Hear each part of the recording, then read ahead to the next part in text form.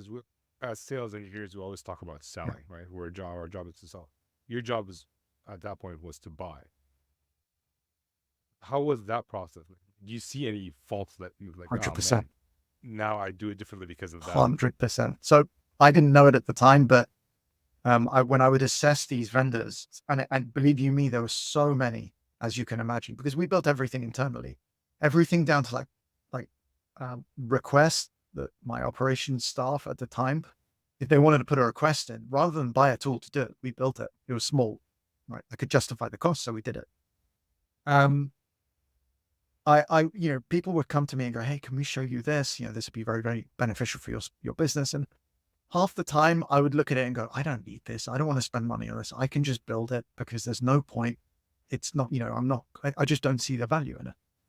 And I could see flaws in the way they were trying to push this to me because they wouldn't understand the context of the business that I had set up. They wouldn't take, none of them ever took time to understand how we had started. There was only one business that actually took time to come and visit us. When they came to visit us, they understood that we were basically a tiny little business within a business, albeit we were generating millions in revenue. So that lack of contextual or desire to understand the context is really something that I took into my SE role. And that's, kind of why I said I'd bring this full circle, because when I decided I wanted to go back into the corporate world, or I wanted to go back into the professional world rather, and work for a software company or work for a consultancy, what I started looking for was roles where I could be consultative, but genuinely consultative. And once I got into the SE role, the first thing I thought of was, right, I need to really understand what customers want.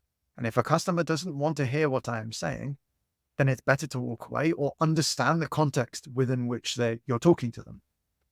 And I think that really helped me because I didn't know what sales engineering was when I went into it. I went in thinking it was a consultative role. I didn't understand how sales cycles work.